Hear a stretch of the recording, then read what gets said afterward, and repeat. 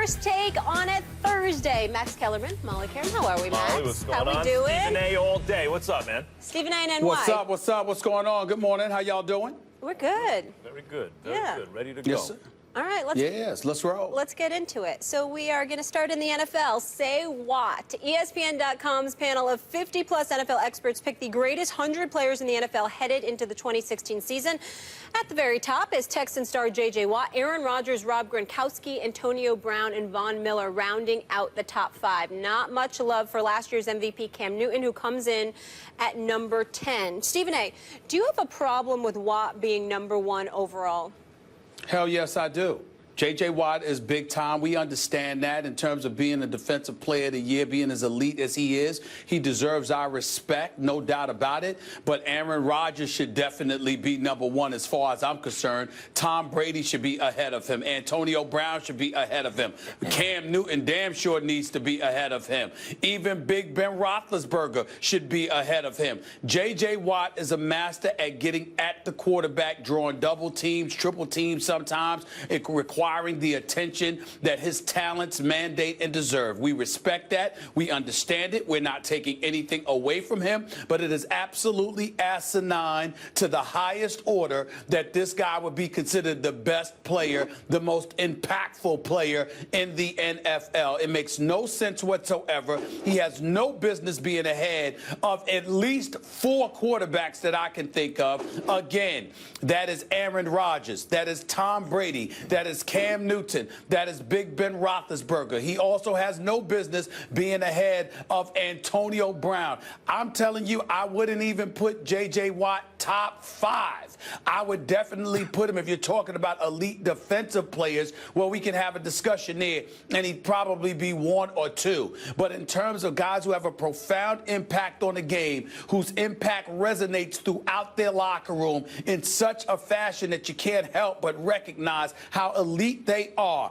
I just gave you at least 5 dudes, arguably 6, that come into the equation before you even think of the name J.J. Watt. It is ridiculous, but once again, this is one of these ESPN.com rankings that it's politically incorrect for us to call out, but damn that, I'm calling it out. It's ridiculous. J.J. Watt should not be number 1. First of all, the criteria for this, Stephen A., you're wrong. The criteria for this is they're just rating the players. They're talking to a whole bunch of folks, not just ESPN people, and they're asking to rate the players at their positions. So J.J. Watt is graded out the highest. It's like a Madden rating of 99 at a certain position. Doesn't mean you're necessarily better than all the quarterbacks. It just means you're rated higher, in J.J. Watt's case, as a defensive end than the quarterbacks are rated as quarterbacks. But you know what? Forget all that. Let's talk about the impact of J.J. Watt. He is such an awesome presence that he actually gets MVP consideration as a defender in this day and age, in this quarterback era. He is so awesome, you have to give him consideration as an MVP. Look, everyone you just mentioned, Aaron Rodgers, you and I probably agree, is the best in the game. I think Cam Newton has a shot to unseat him. Tom Brady, though he's not showing real signs of decline yet in terms of his numbers, maybe the greatest quarterback of all time. He's not available for the first 4 games this year. He tailed off at the end of last year. Aaron Rodgers, by his own standards, did not have a great year last year. And yet J.J. Watt, through his first 5 seasons, the only player in the NFL history, to have 2 20-sack seasons. He has the 2nd most sacks through 5 seasons in history to Reggie White. He is a 3-time Defensive Player of the Year. 3 out of 4 years, the only player in history to do that. Well, but 3 out of 4. Yeah. He's been in the league 5 years. 3 out of 4 is Lawrence Taylor. Willie McGinnis wrote a column about, you think he knows something about defense? About how J.J. Watt has a chance to unseat Lawrence Taylor as the greatest defensive player ever. Already, the quality of his prime is very comparable. I mean, you could even argue for it against Bruce Smith's prime and Reggie White's prime. It's that excellent. Really, the only thing he really needs to become at least the greatest defensive end who ever lived is longevity. It's saying a whole lot. You know, Reggie White played 15 years and Bruce Smith 19 years. But if J.J. Watt keeps this up for another 4 or 5 seasons and then tails off over a couple of seasons, he's going to go down as the greatest defensive end ever. And he's in his prime now, right now. But first of all, you know, I'm very, very shocked to hear you say this, considering how intellectual, cerebral, and analytical you may be. I'm very confused as to how simplistic you sound. Here's J.J. Watt. Understand this. I don't disagree with the argument that he is elite as a defensive player. I mean, the man had 3 surgeries, for crying out loud. He played through injuries last year. He had 17.5 sacks. I think he had like 50 hits, for crying out loud. 29 tackles for a loss. The dude is elite, about 8 knockdowns. This dude is big time. As a defensive player, we understand that. But what is your obligation? You have 2 responsibilities. Get at the quarterback, assist in stopping the run.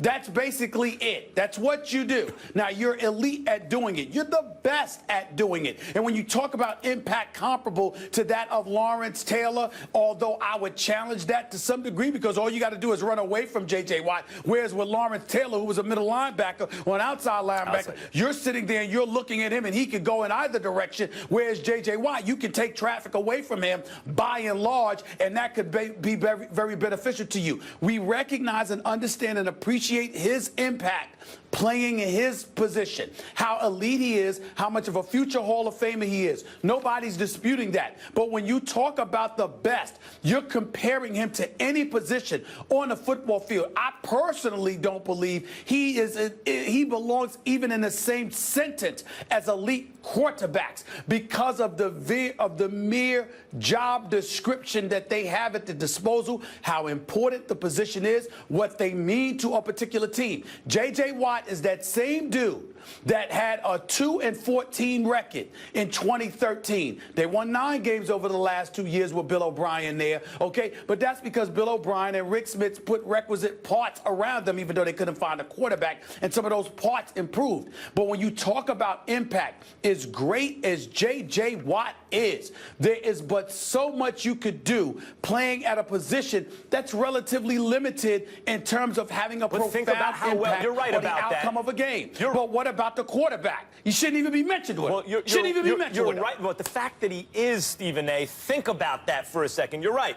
Rush, get after the quarterback, stop the run. And even though McGinnis, in that same article where he said he may replace LT as the greatest ever, and I agree with you, LT is the greatest ever, was even saying, look, he's right now stopping the run a lot on his athletic ability. He needs to improve technique there in order to have longevity. But just the fact that that's all you got to do, and you are universally considered every time the subject of MVP comes up. I'm sure we'll be talking about it later this year. Should J.J. Watt get any votes? Could he possibly win the MVP? When you're right, in this day and age, with all the responsibility of the quarterback and the limited scope of the responsibilities of a defensive end, he's even in that conversation. And by the way, Jadeveon Clowney, who's being a little slept on, if he can put it together this year, and I think there's reason... Stop! To be optimistic.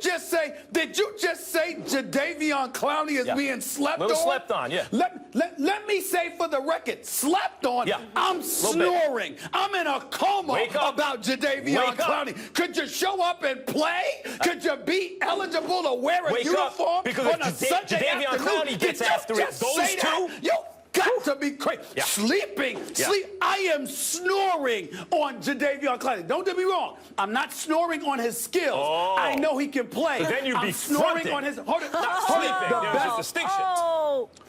The best ability is availability. Jadeveon Clowney, I am snoring. I'm waiting to see him play. I don't recall seeing him play. I don't recall.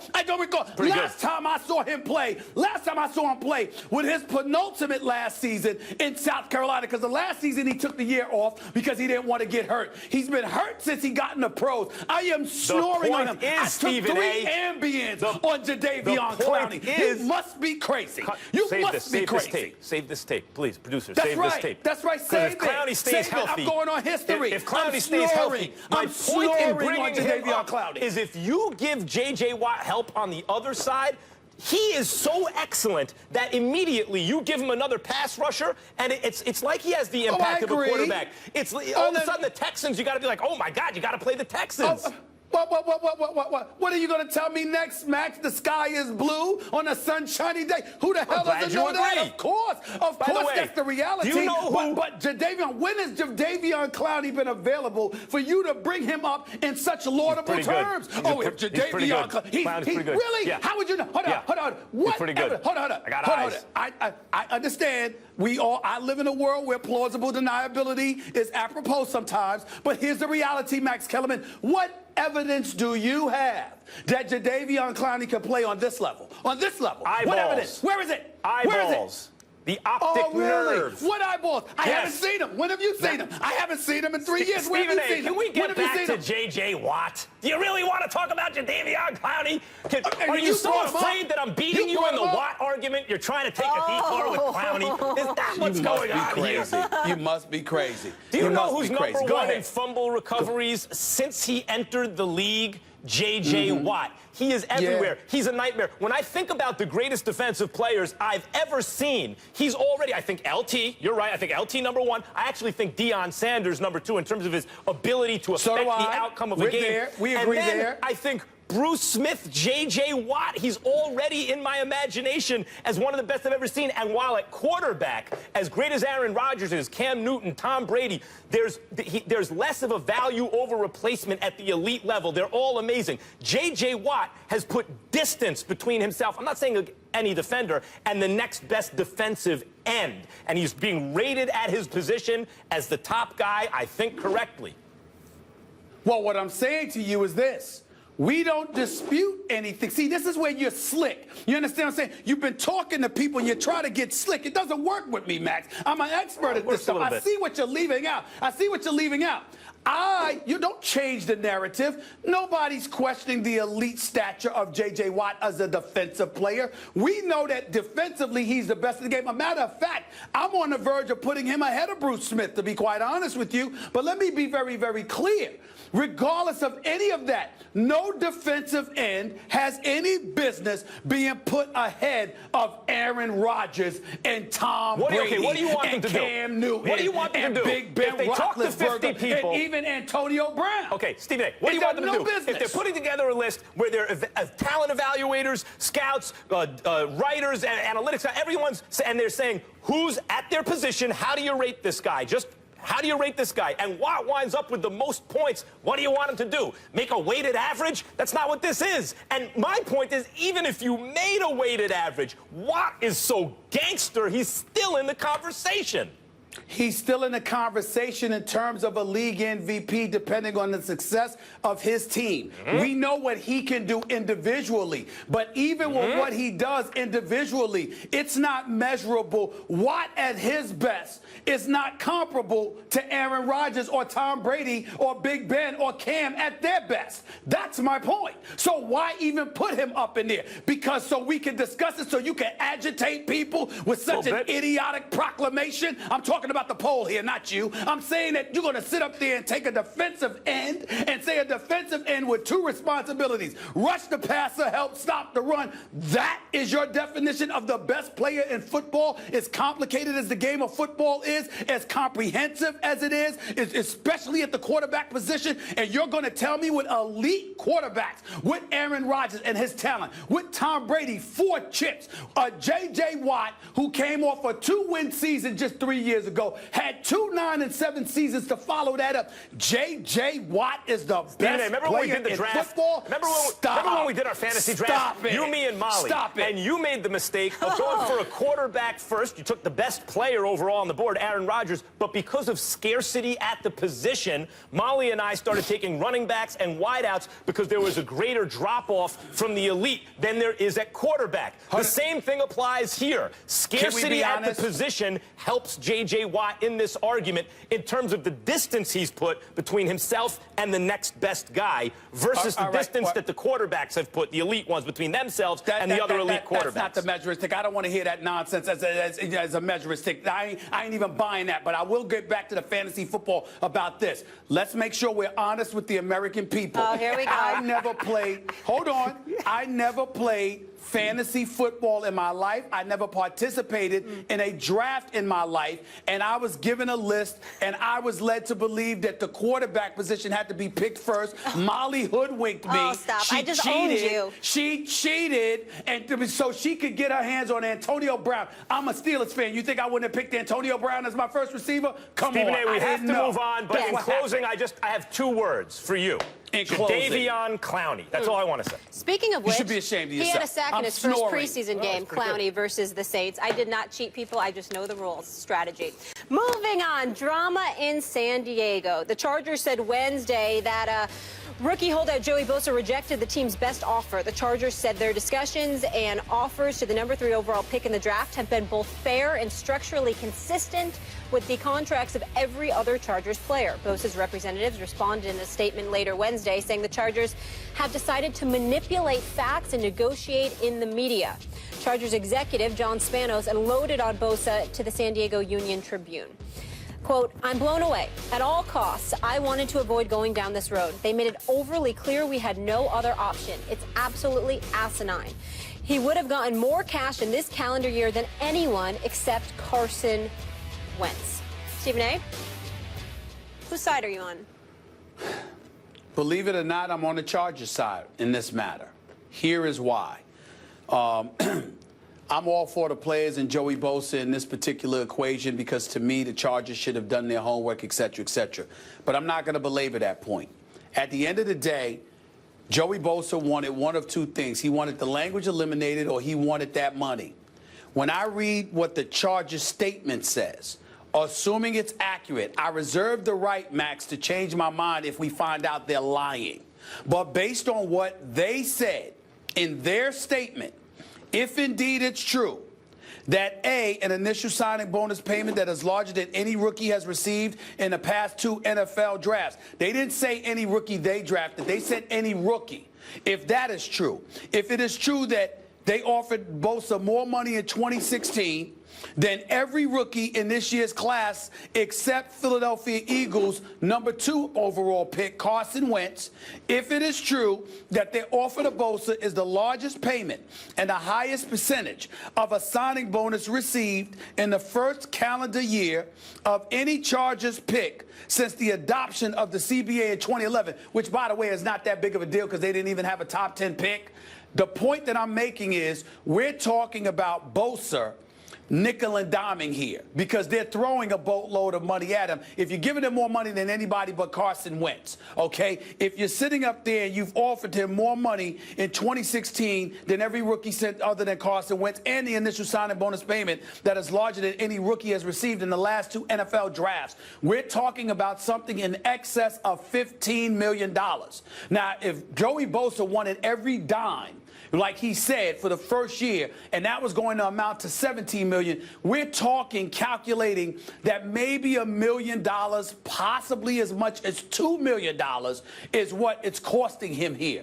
That is not a reason for the number 3 overall pick in the NFL draft who wants to play football, who's known for his motor and being an energizer buddy and loving the game of football and wanting to play it, possibly missing an entire rookie campaign because of this. In the event that he does not sign with the Chargers, they're not going to trade him. They can't trade him.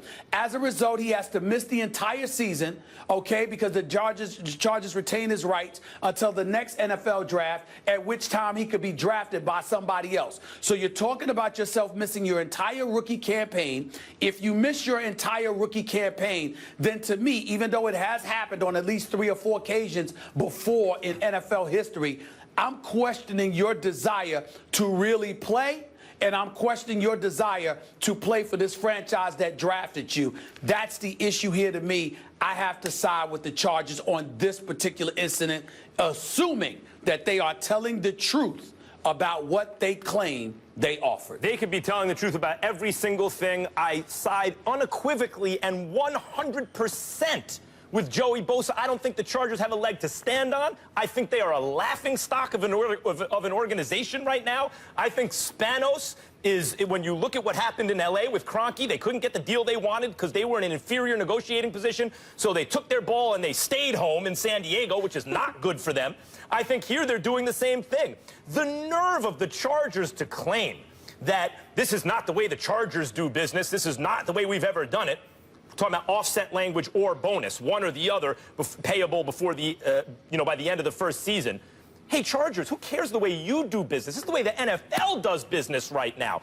Every single guy in the last 5 years, except for Bosa now, selected as the number 3 overall pick, gets one or the other, the offset language, or they get the bonus payable by the end of the year. So they're trying to make it an exception. Now, they haven't drafted in the top 5 since then. So either what's going on is the Chargers are getting pressure from other NFL teams. Hey, you got to toe the line here. This is a battleground with the union. We need to win this fight. And I have no knowledge of that. I'm just assuming. But let's not assume anything and just say the Chargers are acting alone here. That means that they're insisting on the way they do business in the past before this new system, taking precedent over the way business has been done by the rest of the league since then. And what they're doing is sending a signal, as Bosa's mother pointed out on Twitter when this started going down, that that if you're drafted by the Chargers in the top 5, you should pull an Eli Manning and not go there. And this is a team that's likely to be the worst in their division this year. They're not at poor Phillip Rivers, a great quarterback who's not being put in a position to succeed by an organization that is doing the wrong thing here. And in terms of Spanos, analyzing the contract offer and then saying Bosa's a fool to turn it down. Come on, guys. You made an offer. They countered with a counter that's precedent has been set already. You sat on it, did not change your negotiating position, and now come back and said, well, he should have taken it. We think it's in his best interest. That's what a negotiation is. Each side looking for their own best interest. And I will take the word of Joey Bosa and his representatives that the deal was not in his best interest, or maybe not in the union's best interest, versus the Chargers saying it was on the other side's best interest to do what we felt they should do. In terms of the practicality of it all, the fact that Bosa's turning down money for a year in which he's unlikely to get injured. He'll re-enter the draft, go to a better franchise, make a ton of money anyway. But the idea that he shouldn't stand on principle, but the Chargers here are admitting they're standing on principle, to me doesn't pass muster. Why isn't it okay for a player ever to stand on principle just because it's not pragmatic? Wait a minute. Stephen A., why every time a guy has to sacrifice something, does that make it a bad idea for him? Well, if you give me a chance, instead of asking the same questions 4 different times, I'll answer it for you. The fact of the matter is that nobody is saying that it was wrong for Bosa to stand on principle. We applaud him standing on principle. A matter of fact, let's point out that he comes from, I don't want to say affluent because I don't know his business, but he certainly doesn't come from the poorest background, okay? So because of that, he's in a position that most of these athletes wouldn't be in. So I applaud him for exploiting it to the best of his ability. There's no shame in that. My point is, based on what I read about what Joey Bosa wanted, this doesn't appear to be far off. We know what the Chargers are as an organization. We get that because history is not on their side. But we've also heard players in a Chargers uniform speak out about Bosa, speak out against him. Not that they were right to do so, because you don't get to manage that man's money and his finances. You step away from all of that. But it does resonate with me that they said it nonetheless, because what they're pointing to is the issue of fairness per se. And if you are the Chargers and you're looking around and you're able to say, we've offered him more money than everyone in this draft, with the exception of Carson Wentz. That resonates to me because Carson Wentz was picked before him. So he shouldn't be getting paid more than Carson Wentz. Just like Carson Wentz shouldn't be getting paid more than Jared Goff, as far as I'm concerned, because the number 1 pick should get more than the number 2 pick. The number 2 pick should get more than the number 3 pick, and so on and so forth. Nobody's knocking Bosa for standing on principle. We get it. But if it's close, Max, it's a negotiation. If it's close to what you wanted, then it comes down to a situation where one must ask the question, how badly do you want to play? I have no problem with him sitting there saying, I'm going on a football field, one play could end my career, blah, blah, blah. I get all of that if you're oceans apart. But if you're not, and you're relatively close, and both sides are just playing hardball, to me, when you are a player, it does come down to a point where you must ask, it must be asked, how badly do you want to play? Think the question, I think the question is, how bad do the Chargers want to win? They drafted where they did because they lost a lot. Well, we know the answer to that question. Well, I mean, we know the answer to that question. Well, obviously, not it never very seems much. like it's much. It's never seemed like it's much. They are more interested in the Chargers are more interested in standing on principle, whether it's to win a battle with the players' union. This is NFL pressure, or it's their own franchise wanting to toe some imaginary line based on who knows what, their own set of guidelines for how they negotiate contracts. That's contrary to the way the rest of the NFL does it. Either way, they're not serious about winning. I have a question. Yeah. So, Max, at the end of the day, is your problem with these negotiations the particulars and the specificities of it all? Or is it the fact that it involves the Chargers? In other words, if these were the Giants and the same offer was on the table, would you have a problem with the Giants? Well, yes, I would. And I would want them to sign their draft pick. But you do get more equity when you've won Super Bowls recently than teams that haven't. But beyond that, besides that, I mean, I'm a Giants fan. It's hard. I'm biased. I root for the organization. I'm saying yes, it's close. If it's close. I would be angry at the I would be angry at the Giants. Why? Why? Because they have a number 3 pick and they refuse to sign him over nothing. Guys, we have to go to break. We can pick up the conversation later. Herm Edwards is going to join us. We'll revisit this subject. We can get back into it and pick up right where we left off. I'm sorry to have to cut you off. Meanwhile, in Seattle, Michael Bennett has been very outspoken this summer regarding his discontent with his contract situation. The Seahawks pass rusher has made a point to remind everyone he wants a new contract, and he does it every time a player receives a massive extension, even his own teammates. Well, Seattle wide receiver Doug Baldwin took issue with Bennett's comments, telling the News Tribune, I mean, yes, there is a code, but Mike B doesn't always necessarily operate by that code either. It's hard to take him serious when he talks about other guys taking food off his kid's plate when he's driving around here with 10 different cars, you know? Stephen A., you have a problem here with Baldwin's comments? Well, first, let me say ouch and damn. I mean, what a comeback. What a comeback. Let me say that first. Secondly, I must acknowledge to you, I don't have a problem with that. You know, I would have a problem if Michael Bennett was minding his business and just going about his business of playing the game of football, and Doug Baldwin felt the need to come out and say something like that. I would have a problem. I would think that's crossing the line. You know, you don't need to do that to a teammate. But if Michael Bennett is out there opening his mouth about what he wants every time somebody else gets something they want, like Doug Baldwin, a $46 million deal, or whatever the case of Russell Wilson or whomever, and Michael Bennett uses that as an excuse to bring up his own finances, then I think it's totally in bounds for Doug Baldwin to say, pump the brakes a little bit.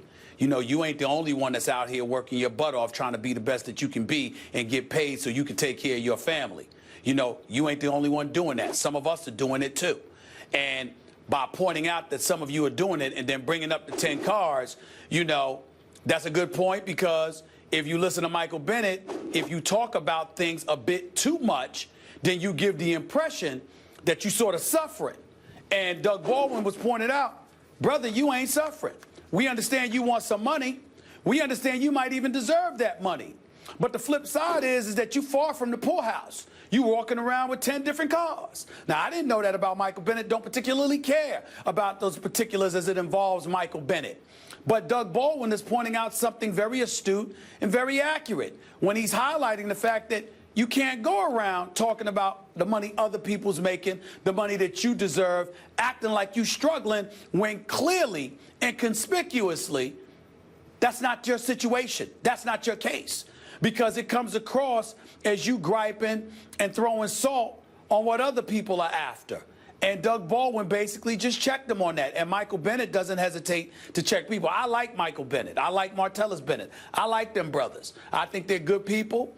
I love the fact that they are outspoken about a lot of different things. I'm fans of theirs. But that doesn't mean that they're completely flawless. And in this particular instance, I think Doug Baldwin is the one that's right here with what he said because of why he felt the need to say it. This was provoked by Michael Bennett. And that's what needs to be recognized here. Boy, that is an excellent point. But, Stephen A., I'm surprised that you missed the bigger picture here. Sure. Now, first, I want to preface this by saying I love Doug Baldwin. He's one of the most underrated players in football. One of the most underrated. He deserved all the money. If he and Russell Wilson were on a team that cared more about like how much they're running up the stats and less about winning, people would recognize how good Doug Baldwin is.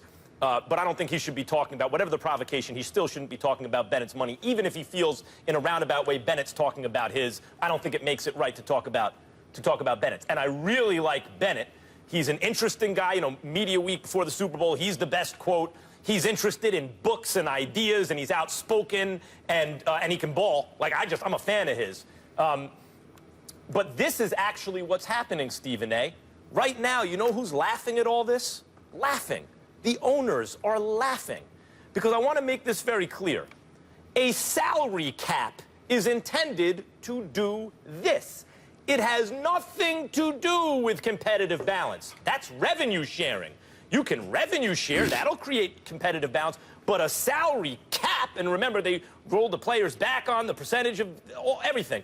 A salary cap is simply 100% of the time, always and only about diverting funds from the players, from labor, to the owners. That's all it is. You take money from them and you give it to the owners. So what kind of an atmosphere does this create? It means, hey, here is the finite number of dollars to be shared by the players. You are not subject to free market forces for your services. If people want to bid on you, that's fine, but there's a finite number of dollars, and it's going to be artificially suppressed by the cap. And so what winds up happening is everyone starts bickering and fighting for their little piece. And if Baldwin gets paid X number of dollars, that necessarily means there is less money for a guy like Michael Bennett. And that's really what's being addressed here. The fact that Bennett will not be able to get his true market price, neither did Baldwin, even though he got paid, by the way, because every dollar you give to Peter, you must rob Paul from necessarily. It's a zero-sum game. So what happens is the players turn on each other. Yeah, but what I'm saying to you is this. With that being said, are you saying that I get where you're coming from in terms of dissecting what transpired, but do you agree with Martellus Bennett? You think he's a victim here? Or you think Doug Baldwin is what are you saying? I don't think Baldwin should ever be talking about Bennett's money, even if Bennett was talking about his two wrongs don't make a right, and even if he feels like Bennett is slighting him in a roundabout way without even using his name, that's hypocritical to say, Bennett's being hypocritical, so now I'm going to be hypocritical going after him. That doesn't make it right. Yeah, but the point is that, look, man, here's the reality. People, you are allowed to be annoyed and somebody gets on your damn nerves. You pulled that off with me a couple of times in the last 3 weeks, okay? And you only been on the job for 3 weeks. I mean, people get on your damn nerves sometimes, and sometimes you got to check them. That's what you got to do. And that's the way it goes. It's not ideal that Doug Baldwin did that. But Michael Bennett keeps griping about what other people are making. And Doug Baldwin is like, wait, making a good point. Why don't you come around with one car instead of 10? Maybe we might feel sorry for you a little bit. Maybe we might empathize with your plight if indeed a plight existed. And so he's pointing out how you going to sit up here and act like you under some plight, you enduring some kind of plight or whatever. Pump the brakes, calm down, chill out, and stop feeling the need to talk about somebody's money. And sometimes people chirp too much. You got to check them. You got to silence them. Yeah, but think about what he's saying, Stephen A. Michael Bennett might shut up because of this. I think you're making a very strong point there. But think about what he's really saying, what he really did there, Doug Baldwin.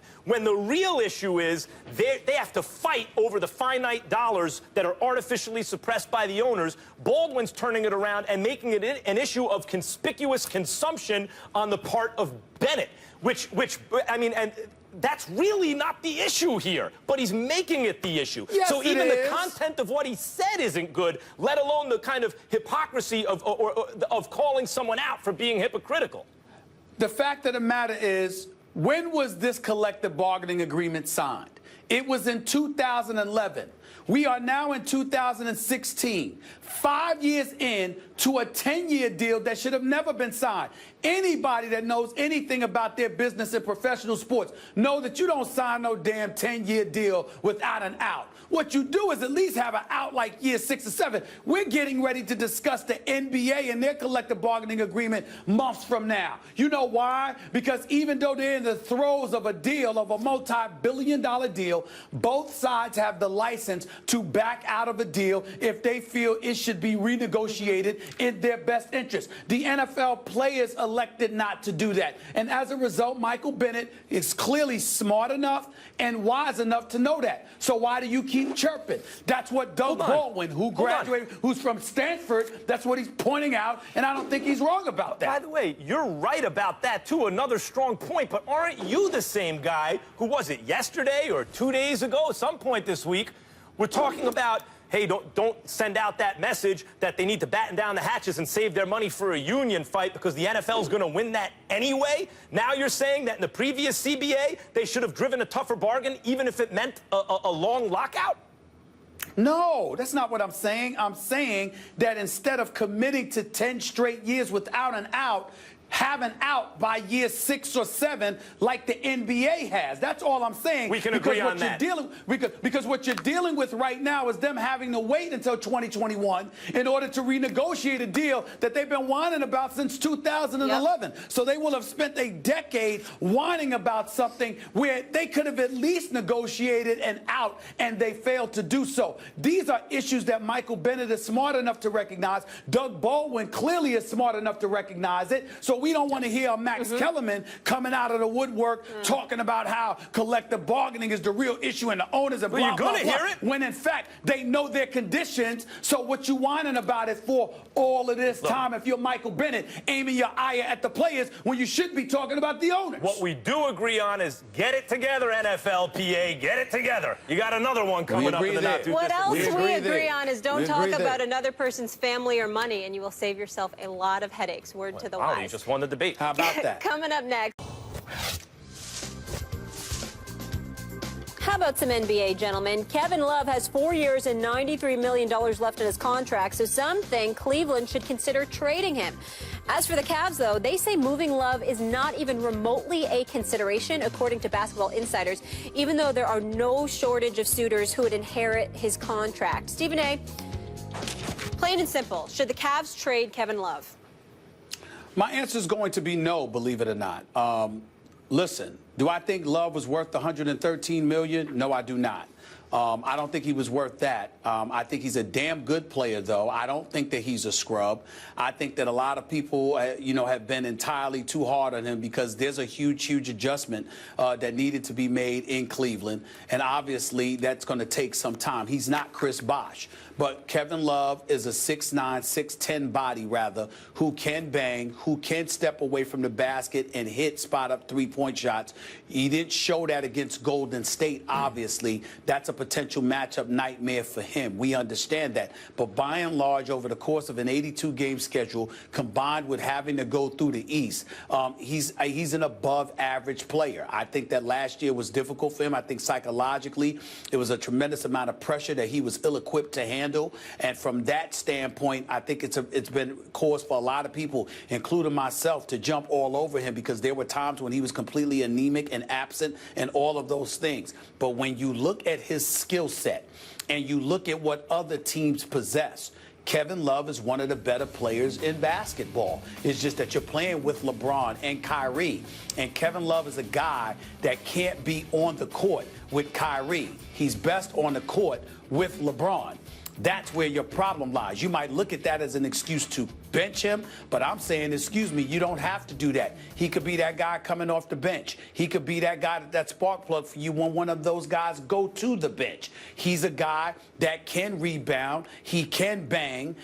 He showed a willingness to defend when the championship was on the line. And then you also have to ask yourself what you can get for him. Now, I changed my mind instantly. If you're telling me I can get Carmelo for Kevin Love, I'd absolutely do that if I was Cleveland. I wouldn't do that if I was New York, but I would do it if I'm Cleveland. If you're talking about Phoenix and you're working out a 3-team deal that can get you an Eric Bledsoe from Phoenix or somebody from Boston along with Bledsoe to come to Cleveland, or a Melo and Bledsoe combination, that would be something special. And you lose Love for that.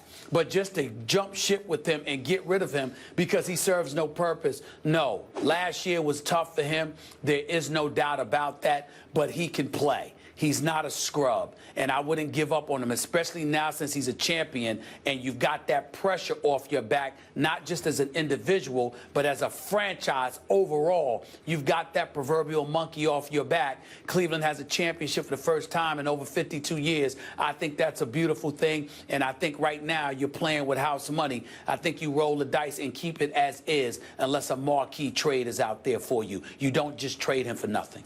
Now, I've watched and read Stephen A. Smith on the NBA for years and have a tremendous amount of respect for you, Stephen A., just as you have said the same thing about me as it relates to boxing.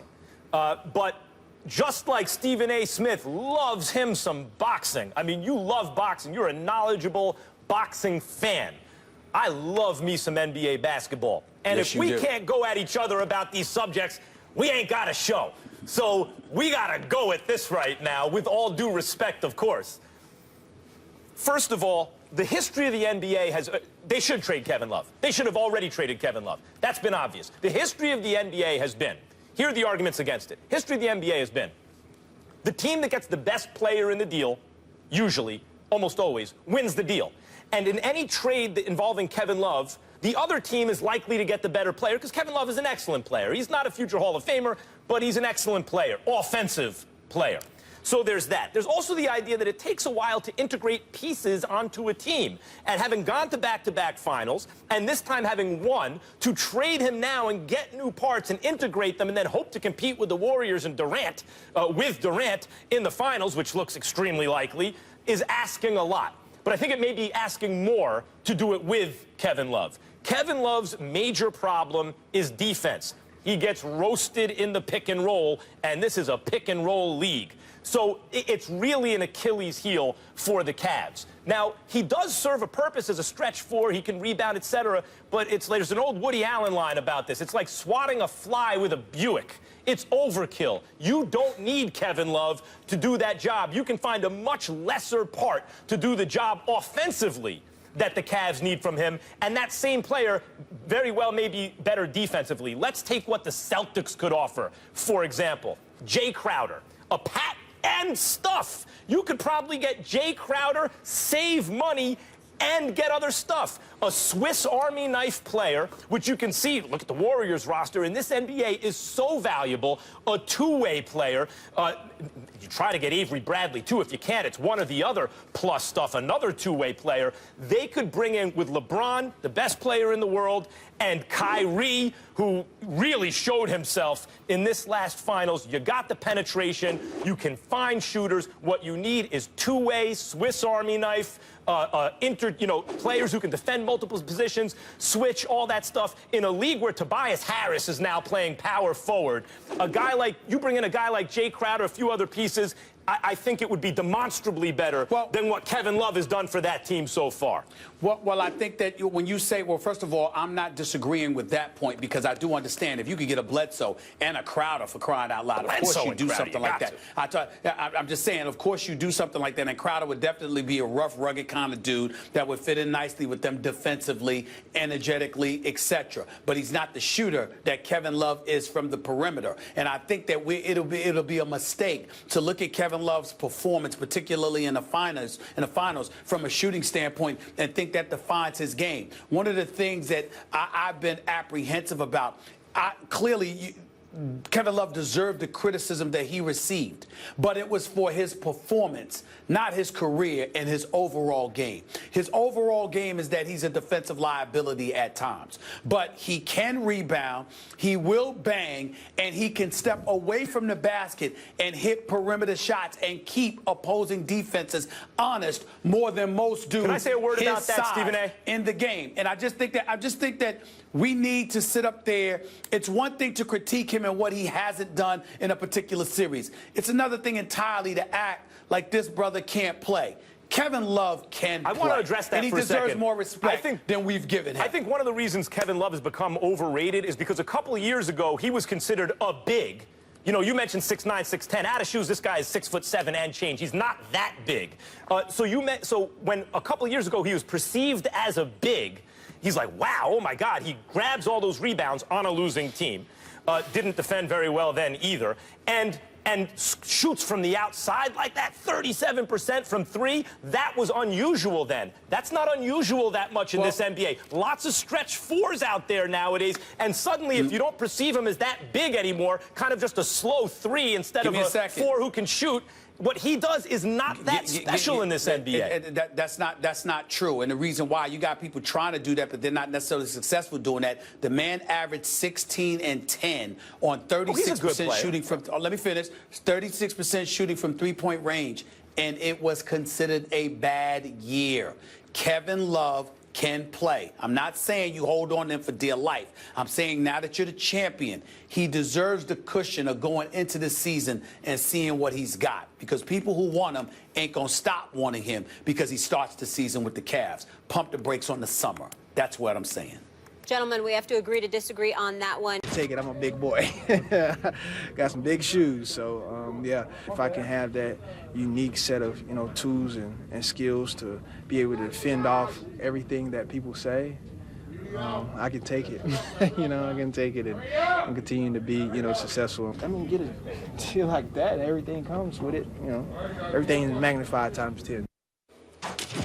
So that was Josh Norman reacting to the media, essentially reacting to his candid ESPN The Magazine piece where he was very outspoken on a variety of controversial NFL topics. Herm Edwards, the coach, now here with us. Always a pleasure. Always good to be here. My good friend is now. Smooth suit, coach. You look suit. I mean, I saw the top. I thought it was a Hall of Fame jacket. I'm trying to go to Hall of Fame jacket. But I don't have a Hall of Shame jacket on. I want to make sure I never wear that one. That's probably more important.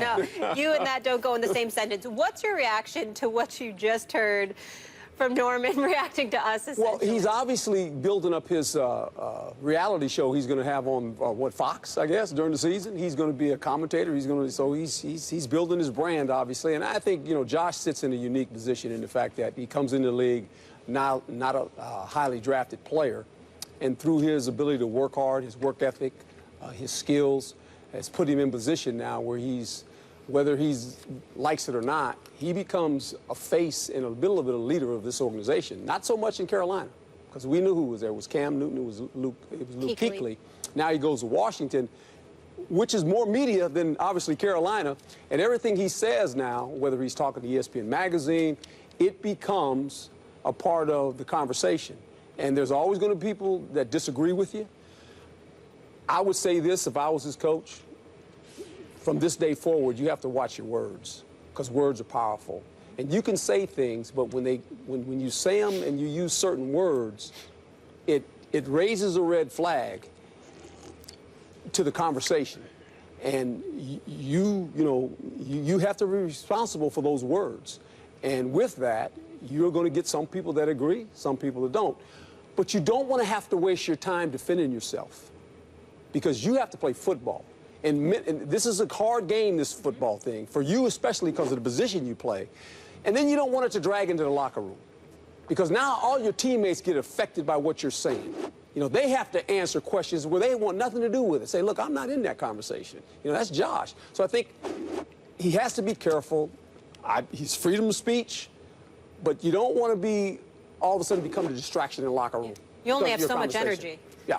And he's never been in it. He's never been on this platform before. But he earned it through his play. He earned his money. He earned his contract. No question. He earned the publicity he's receiving right now through his play. But how you handle it going forward, I think, will determine A lot of it. That's such a good point, Coach. Because I can tell you, first of all, about building his brand. If he has a TV show, people are increasingly aware of him every day that passes, and he throws out a bomb, you know, a verbal bomb.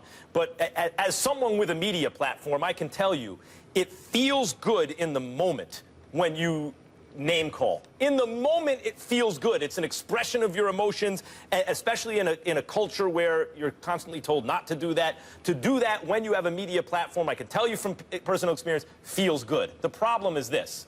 It obliterates, to your point, Coach, it obliterates your point. As soon as you throw a trigger word in, a bomb, you name call the commissioner or another player, all that people are going to focus on is that word, is that name calling, is that, and your point, your more subtle point that you're making, even if it's correct, is going to get lost. So it's really a function of immaturity. That as you mature, you learn to try to control that impulse a little bit more. But as you said, since he has a TV show, he's working at cross purposes, even if his better angels or his more mature angels are telling him at times, maybe, you know, behave a little or talk a little bit more responsibly in terms of the name calling. It's actually good for him to raise his profile right now. It's actually good for him. Oh, boy. Stephen A. Well, it may be good for him, and I know Josh a little bit, and we've spoken on many occasions in the past, and he makes no apologies, Coach Max, about, you know, where he's going here. He's thinking about his career in football. He's also thinking about a career beyond football. And in fairness to him, it's plausible. When you're basically undrafted, you come from Coastal Carolina, you work your way up from the practice squad to a roster spot, to ultimately being a starter and then recognized as one of the elite corners in the game. And you go through like a 4 to 5 year period where you're pounding that pavement and you're really on your grind. And then ultimately you elevate yourself to being recognized as one of the top 5 cornerbacks in the game. And you position yourself to capture a 5-year, $75 million contract with $50 million guaranteed. That can't be ignored. You gotta appreciate it. You got to respect it. He clearly comes from very humble beginnings. He's made a lot of sacrifices to get to where he is. I think that we recognize what he's doing. The problem is that he's got to back it up. And even though the money itself put more pressure on him to back it up, now that heightened level of scrutiny is something that he invited.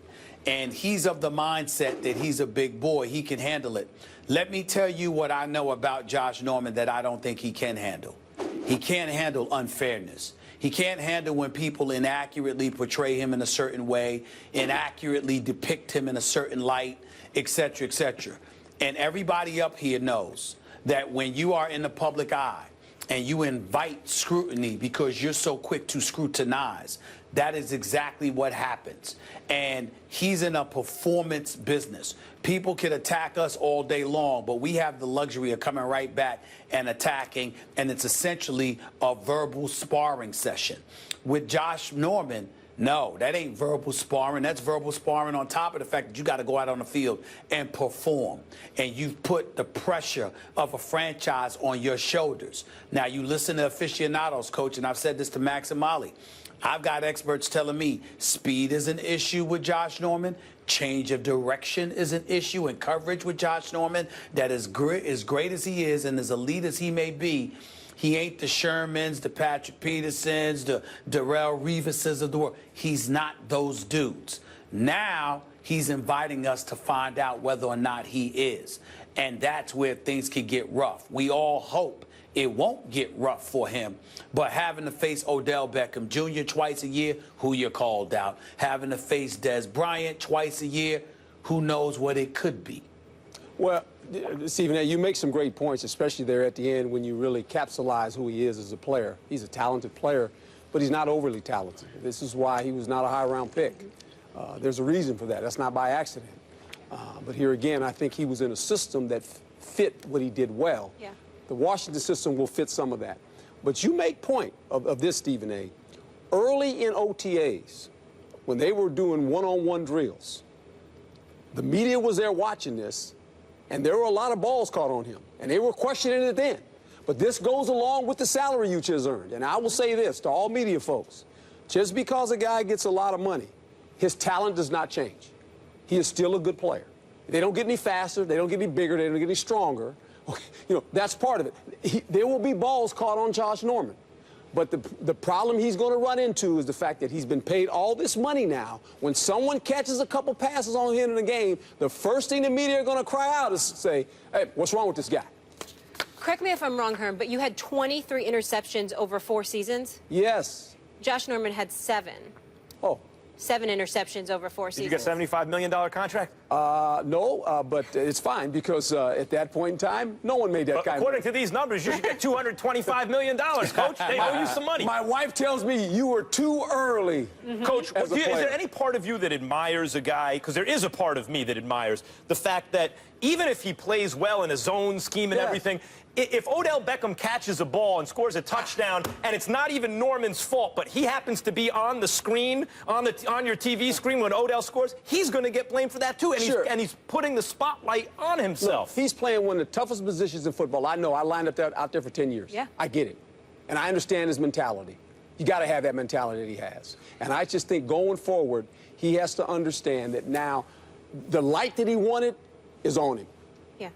Everything he says, everything he does on and off the field is on him from here on out. Herm, before we go to break, though, correct me if I'm wrong. Of course, you want your player to have confidence, but you could have quiet confidence. That's not going to get you into trouble. Well, you can, but he can speak. I mean, I like his bravado. Exactly. This is why they brought him in there, to be quite honest, because they wanted him to go. Speaking of quiet confidence, let's not get into the business. Let's not get into the business of telling folks how to act to a point where you got to act one specific way.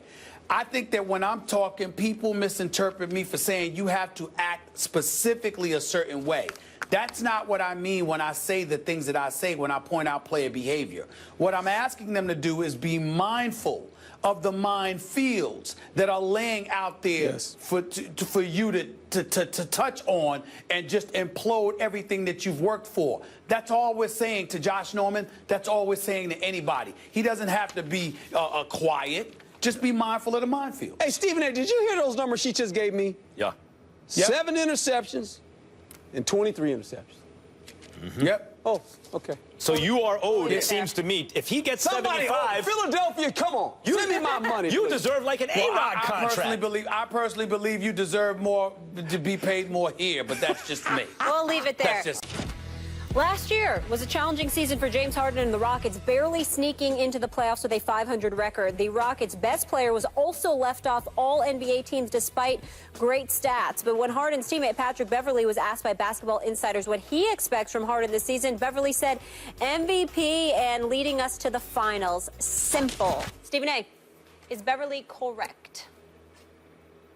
Correct. They're not going to the finals, but let me say a couple of things. Patrick Beverley is one of my favorite players in the NBA. He is a pit bull, got the heart of a lion. He could play on my team any day of the week. He is hardcore. He gets after it. He defends. He's not an offensive player. He'll hit the occasional jump shot, make the occasional basket, but he's on there usually for defense and energy. He's as feisty as they come, and I'm sure he means what he says because he never looks at himself at being at a disadvantage. Because, Max, I'm here to tell you, I know the kid personally. He is one of the true rough riders in the game. He doesn't have Russell Westbrook talent, but he has Russell Westbrook heart. Patrick Beverley is built like that. Let me get that out the way. Having said all of that, he's still wrong as hell. And here's why he's wrong. Because Mike D'Antoni's their coach. It's really that simple. Mike D'Antoni is a good man. He's a damn good offensive coach. Doesn't think about defense.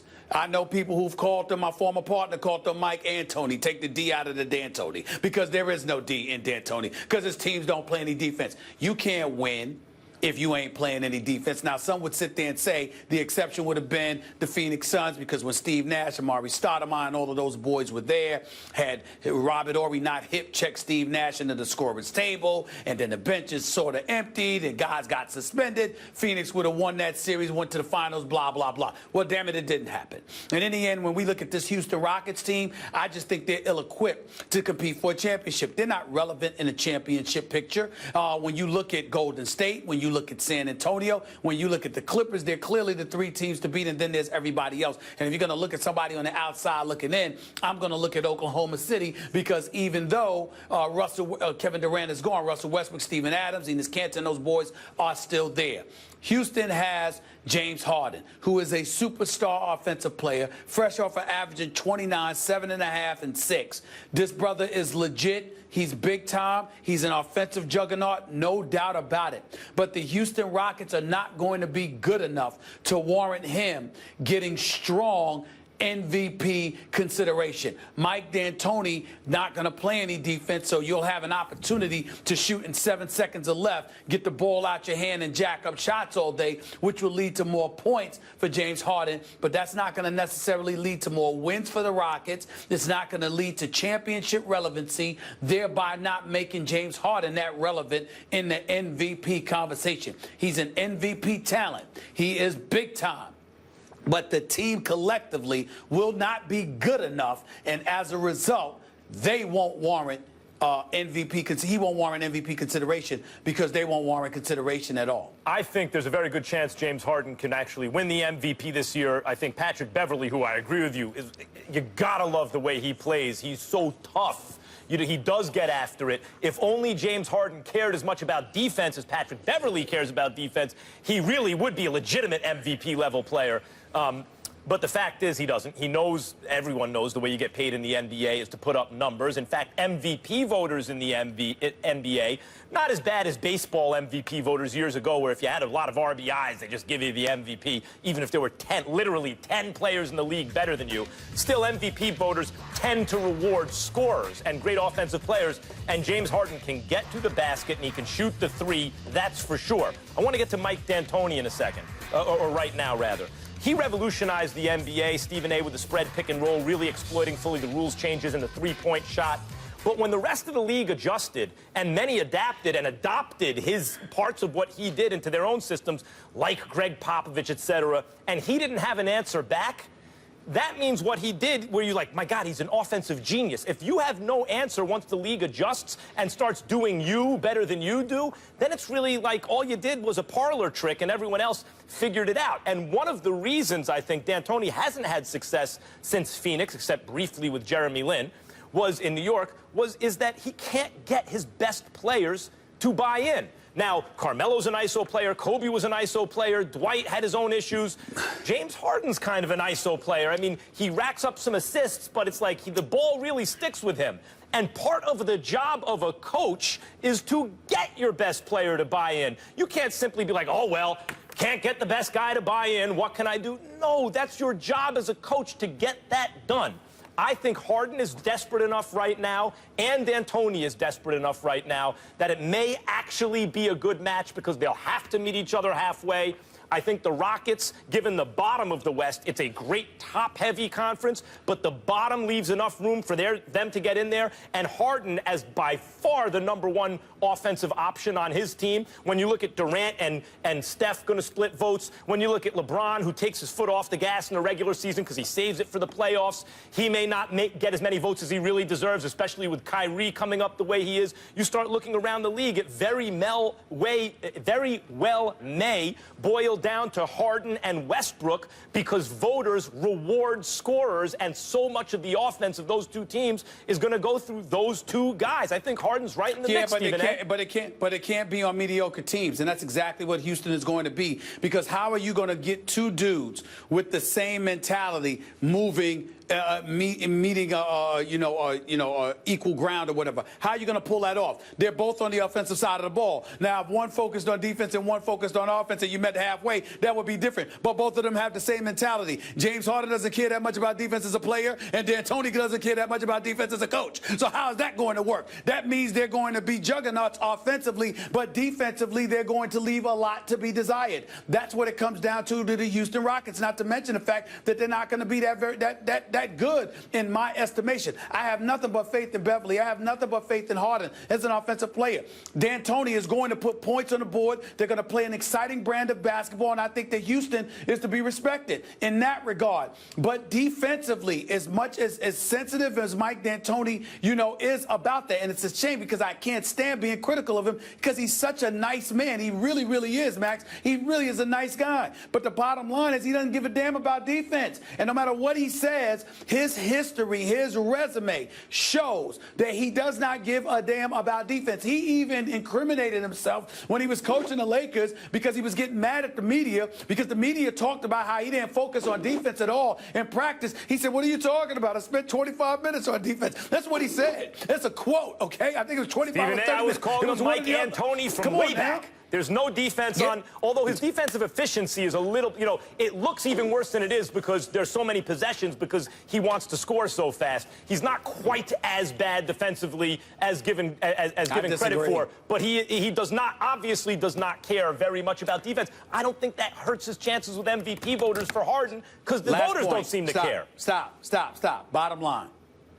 Coaches in the profession swear the man don't care about defense and knows very little about it. We will leave it there.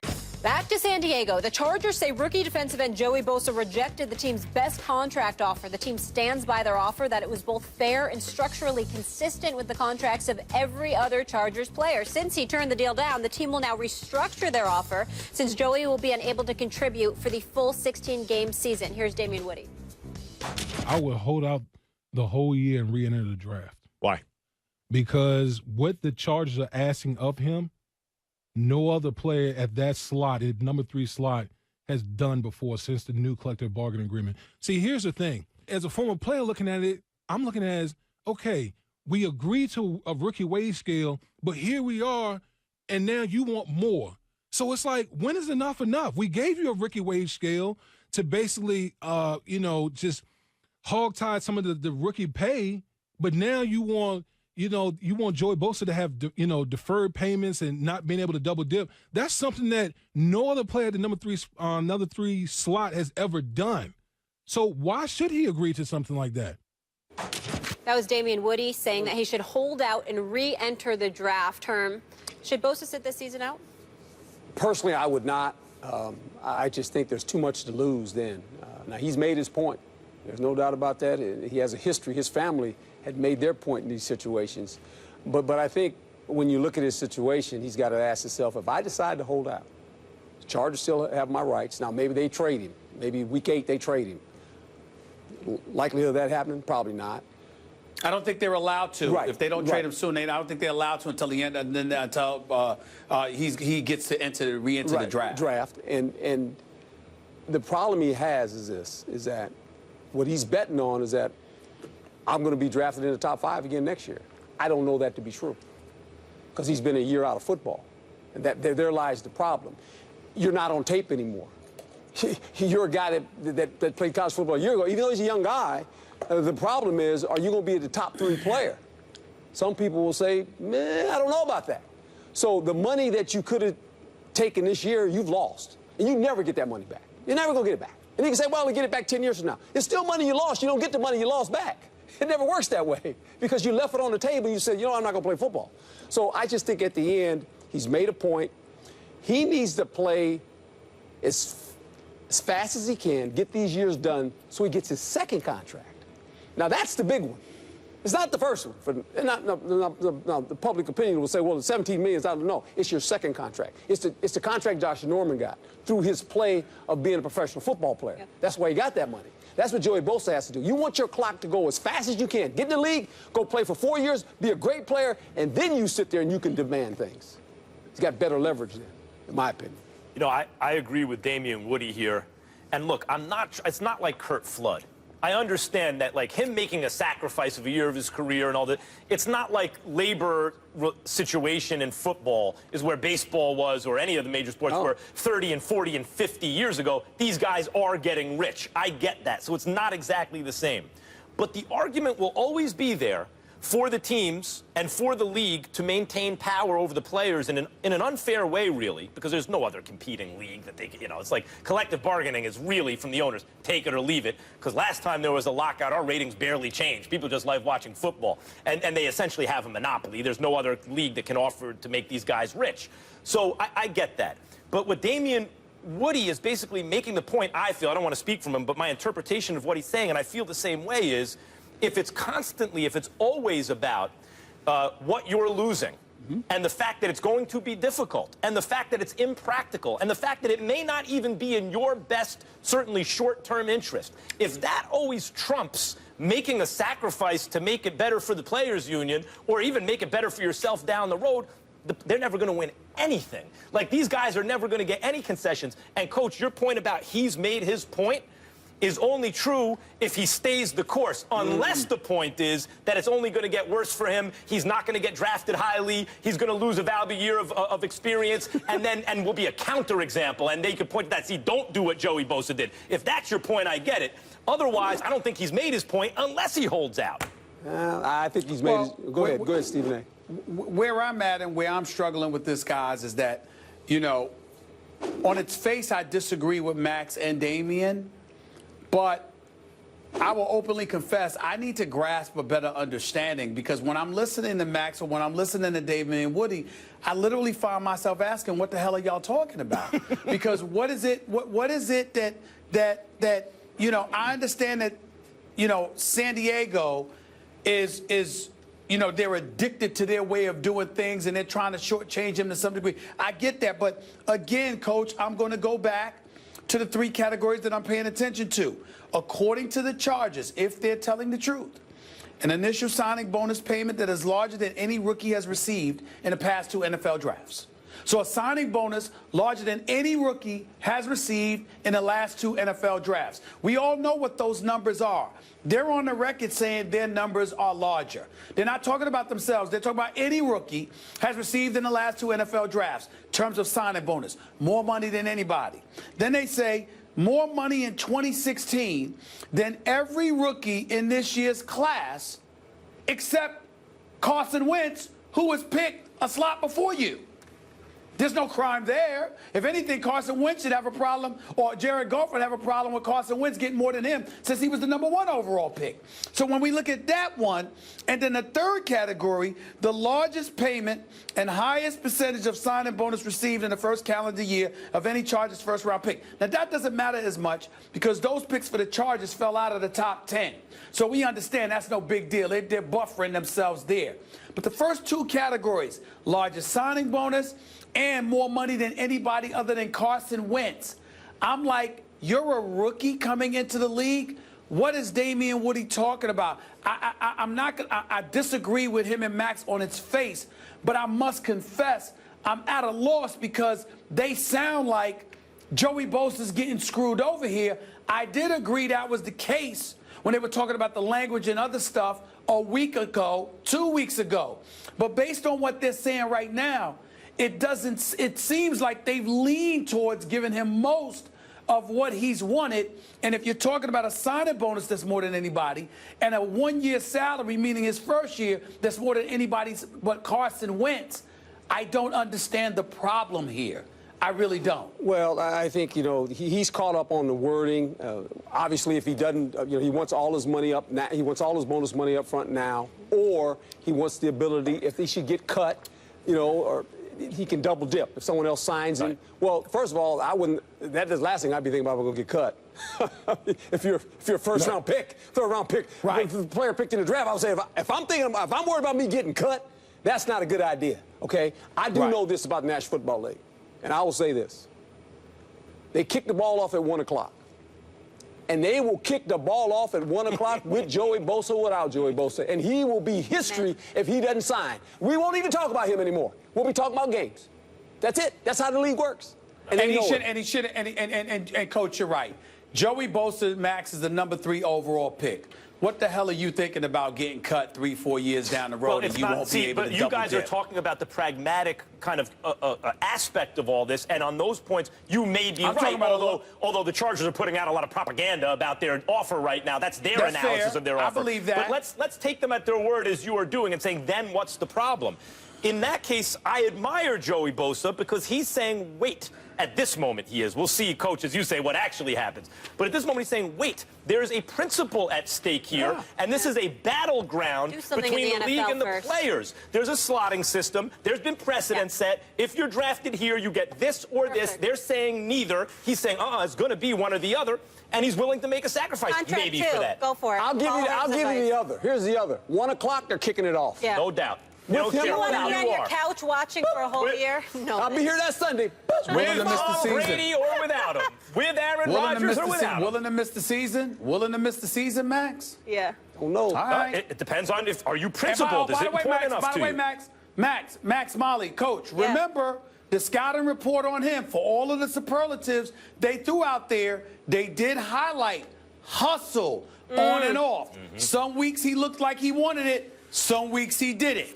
So again, knowing that, you're still sure that that's good for him to miss the season. How bad do you want it? Got Get 2 there. more weeks. Get there. 2 more weeks. 1 o'clock. Joey, Chargers are winning the PR. We want to see that off. one, or they're kicking off without you. Herm, thank you so much. Always fun having you. Coming up, should Blake Griffin be a Clipper for life? Doc Rivers says he thinks he'll retire in L.A. We'll react to that when we come back. 'Cause I'm ready to go. Let's have a good time. You're watching First Take, presented by Bass Pro Shops. Blake Griffin plans to re-sign with the Clippers and is not open to leaving, sources telling Basketball Insider. Doc Rivers echoing those sentiments, adding that he believes Griffin retires as a Clipper. Rivers is not open to trade talks on Griffin or Chris Paul, and he's not worried about either player walking away in July. Stephen A., does Blake owe the Clippers? Yes, he does. First of all, let me say this. Blake is a star. He's box office. The Clippers should want to keep him. There's no doubt about that. He was hurt last year. I'm not going to hold his performance in the playoffs where he just averaged like 15 and 8. He was not healthy. He battled through. He missed 47 games last year, had a bevy of injuries. We understand that. The year before when he was playing and they got to Game 7 when they blew that Game 6 at the Staples Center in Los Angeles, and they were destined to face the Golden State Warriors in the conference finals, and they collapsed against the Houston Rockets. Blake Griffin averaged like 25, I think it was a 25, 12, and 6 that series. Blake Griffin's big time. There's no doubt about that. But the reason why I would say he owes the Clippers is because he's big time, but they have yet to play in the conference finals. Chris Paul is there. Chris Paul, and I keep saying this, and there's a distinction, and people disagree with it, feel free. Doesn't matter. Chris Paul is a 6-foot point guard. He's an orchestrator. He's a floor general. But when you are the Melos, the LeBrons, the Blake Griffins of the world, and people like that, whose size and athleticism are so imposing that you can make that kind of a difference, you've got to deliver the goods. And the fact that you haven't yet should be a bane in your existence to some degree. When you look at the Golden State Warriors and what has transpired now that they've got Kevin Durant, where are you going? I mean, Blake Griffin, the only conceivable place that he could go where you legitimately couldn't knock him, Max, if he were to get up and leave and go to Oklahoma City to join Russell Westbrook. And as great as I think Russell Westbrook is, as phenomenal of an athlete and a talent as he is, from a point guard's perspective, why would you go to him when you got Chris Paul? That, to me, is the difference. And so as a result of that, I stay put where I'm at. I got Doc Rivers as my coach. I got Chris Paul as my point guard. I got DeAndre Jordan, who is a skywalker and a phenomenal athlete at the center position. I'm going to stick with that. And I'm going to roll the dice, and I think the Clippers may very well end up having the best chance to knock off the Golden State Warriors than anybody in the Western Conference, and that includes San Antonio. But that only exists if you keep Blake Griffin in tow. And if I'm the Clippers, you sign him to a long-term extension, you don't lose him. But if I'm Blake Griffin, I don't think about leaving. The Clippers have unfinished business, and it's got his name written all over it, just like CP3's. So the Clippers do have a chance to beat Golden State, because the other day we were arguing about that. I said Clippers fans are going to believe that they have a chance to beat Golden State. You said no. They have a chance. Oh, okay. They have a chance. I don't believe they will. Tape on that. They have a from the other day. chance. Look, you know that? I agree with you that it made sense for him to re-sign. Because where else is he going to go? Boston, maybe you would say they need a superstar, maybe, but you ain't leaving L.A. with comparable talent to go to Boston. It's a better lifestyle. Okay, I get that. But the idea that he owes this franchise anything to me is ridiculous. First of all, an NBA player has no choice where they get drafted. He gets drafted to this team. They sign him to a rookie contract. You're not getting paid your market value, all that stuff. He makes them a destination. You know, I mean, Chris Paul winds up on the team.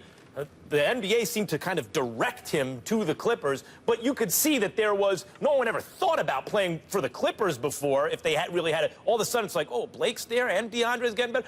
But really, Blake made them a destination. He made them relevant. I don't think he owes them anything, but I think they owe him. But I do think that signing with the Clippers was a good idea. He's injury prone. He's shown that. There's a lot of money that he can collect, that he can, sign for and guarantee himself right now. And as you mentioned, when you look at the Western Conference, they have, of all the non-Warrior teams, they may have the best situation for him. And even if OKC did, Stephen A., he'd be trading up L.A. or trading down L.A. to go to Oklahoma City. I don't think a lot of people make that choice either. So it's a good idea for him to sign, but I don't think he owes them anything. Max Kellerman, Blake Griffin made the Clippers a desirable destination. We understand that. So what do? They get CP3. They get Doc Rivers. You have the talent around you, and you don't finish the deal. Primarily due to injury, in all fairness to him. But you were there doing afternoon drive in L.A. You know some of those stories that was emanating out of there. Questions about the relationship with some of the players, whether it be CP3 or DeAndre Jordan. He punches some equipment manager, whoever it is, in the face because the dude was teasing him about how Blake wasn't winning and wasn't getting it done, and you overreact and hurt your hand and you're out for weeks because of that. All of these things factor into the equation because at the end of the day, if you are the Blake Griffin we believe you to be, at one point or another over the course of your 6-year career, 3 times in which you advanced to the conference semifinals, you should have found a way to get it done. Some would argue. So when you look at it from that perspective, and then you look at the personnel that you have with you, and then you look at the coaching that you have with you, you look at the city that you're playing in, you look at how vulnerable the inept, moribund Los Angeles Lakers have become.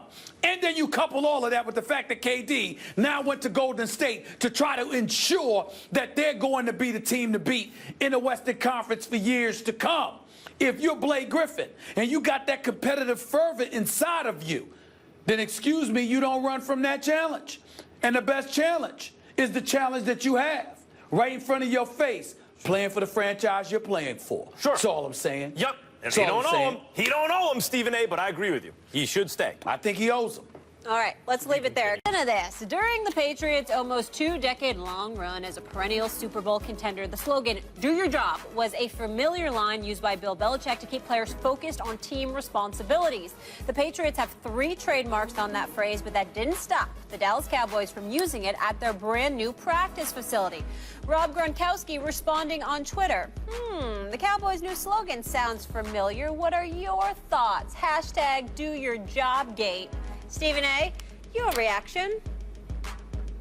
Well, I'm not surprised. I mean, listen, let's give the Dallas Cowboys credit here.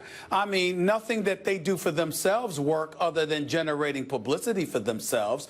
They've been a walking piece of mediocrity. They have the most disgusting fan base in American history because they're so delusional, they're nauseating, makes you want to throw up on a regular basis. And now we've learned that it's not just bad enough that you've only got 2 playoff victories in 20 years, that you've been a model of ineptitude, that you've embarrassed America by calling yourself America's team, thereby allowing a world to associate mediocrity with the greatest country in the world. But now you reveal yourself to be thieves, because in the end, the real America's team, which is the New England Patriots, who have been a model of consistency, 4 Super Bowl titles, 6 trips to the Super Bowl, perennial title contenders, having only missed the playoffs in the last 15 years, the Dallas Cowboys decide to get smart but slick at the same time by trying to steal something from the New England Patriots to attach to themselves. They'll probably brand it, for crying out loud, trademark it, make money off of it, because we know how brilliant Jerry Jones is. It's disgraceful, but I'm not surprised. These are who the Cowboys are. Their fan base is they're the instigators for all of this, because they accept this nonsense. So long as the Cowboys are going to win, or they think they're going to win, or they have an excuse to act like they think they're going to win, all is well with Big D until the games begin on Sunday. I'm so surprised. I'm so surprised. Well, I mean, look, they're showing you the genius of this franchise. And the spirit of Tech Schramm lives on in Jerry Jones. Think about this for a second. The most valuable franchise in American team sports is the Cowboys. They're number 1.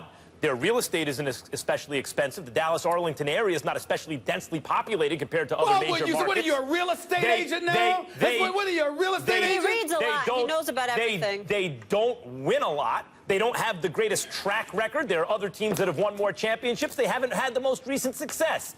And yet Rob Gronkowski and now Stephen A. Smith have been successfully baited into giving them free publicity. This is the reason they have this delusional fan base, Stephen A. It's not just that their fans are suckers. We're all suckers. Tech Schramm and Jerry Jones still winning.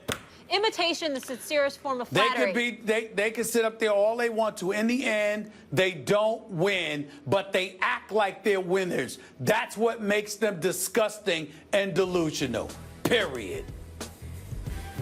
Well, listen, I'm a Giants fan. You're not going to have me sitting here defending the Cowboys. Listen, guys, we got a lot to do. We got to go. We'll be in Chicago tomorrow. Tune in, please. Goodbye, gentlemen.